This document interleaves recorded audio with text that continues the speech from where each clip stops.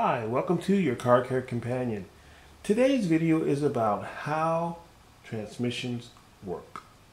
And we're going to start off by looking at transmission types. There are basically two different types of transmissions that are in passenger vehicles. And they are the automatic transmission and the manual transmission. The job of the transmission. The job of an automatic or manual transmission is the same. It is to change gears when necessary to keep the load on the engine from becoming too great and to keep the engine from having to rev too fast. Just like when you're on a bike. When you're riding a bike and you need to go up a hill and you need more power, you downshift to first gear. You pedal much faster, you have much more torque, but you don't go as fast. The same is true for an engine. When an engine's on a freeway and it needs to go faster, you upshift to overdrive. Fourth gear, fifth gear, sixth gear, however your transmission is configured.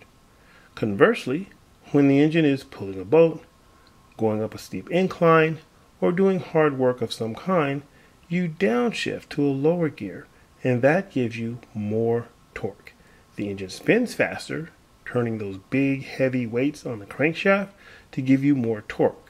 Torque we will cover in another video, but that is how the transmission maintains the load on the engine by shifting gears up or down as required depending on what the job is. So what are the differences between manual and automatic transmissions?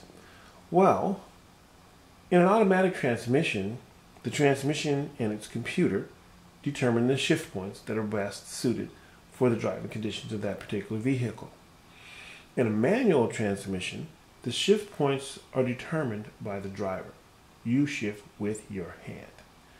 Now, years ago, up to recent times, the manual transmission did actually give better gas mileage, but the newer designs on the automatic transmissions have improved so much that in some cases, it's still true that the automatic does not give as good a gas mileage as the manual, but that is not as true as it was. It depends on the driver of the manual, and it depends on the design of the automatic transmission. So, what other differences are there between the automatic transmission and the manual transmission? Well, the main two differences are, one, the actual handle. On an automatic, you just take the handle, you put it in drive, and you're done. The transmission takes over from there and shifts the vehicle when it's most optimal. On a manual transmission, there's a handle, and they oftentimes look very similar to automatics, but there's no drive. There's only gears, 1, 2, 3, 4, 5, sometimes 6.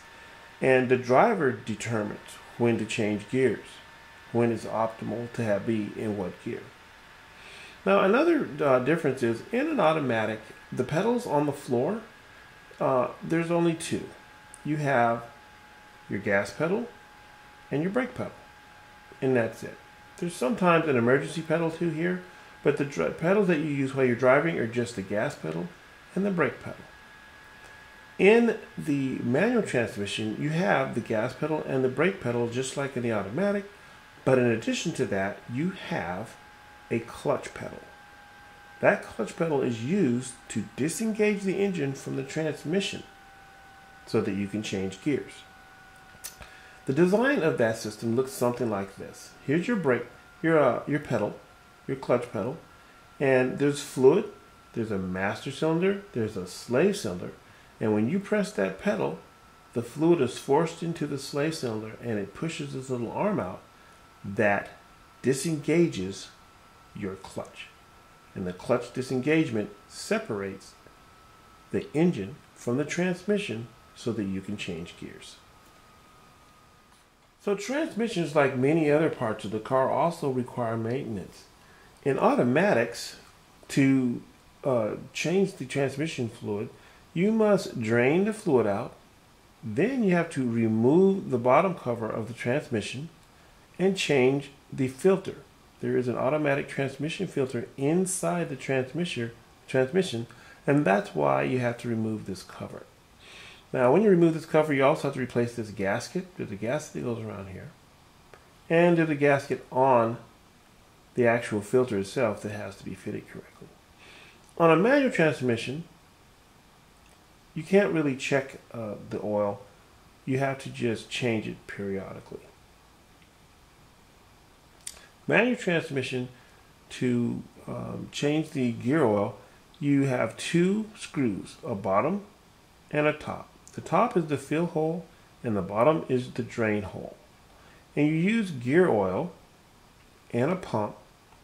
You drain the oil out of the bottom and you pump it back in to the top screw. You're always going to remove the top fill hole first before you remove the bottom. And there's two reasons for that. One, it ensures that you can actually refill your transmission so you don't get stuck with a drained transmission that now you can't drive. And two, it acts as a vent so that the oil drains out more smoothly. Here is a differential being drained. The differential oil and the transmission oil are the same, and the techniques for changing the differential oil and the transmission oil are the same. You drain the old oil out and you pump the new oil into the top fill hole. So, what does the clutch do? Well, here's a picture of a clutch that's removed, disassembled. This is a brand new clutch that's going to be installed.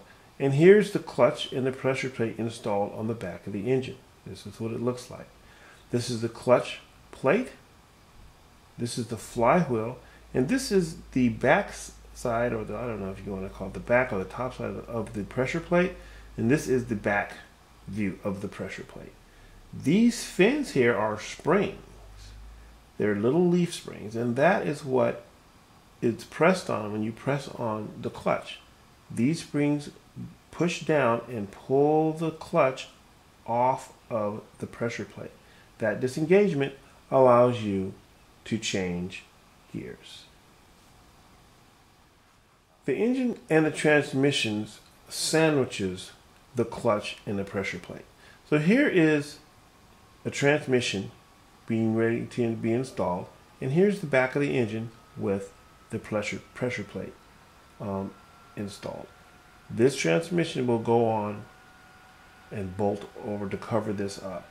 This is a big job, and that's why most people, when you need your clutch changed, you want to take your car to the shop. Unless you have a lot of experience, you don't generally want to try and do this job yourself.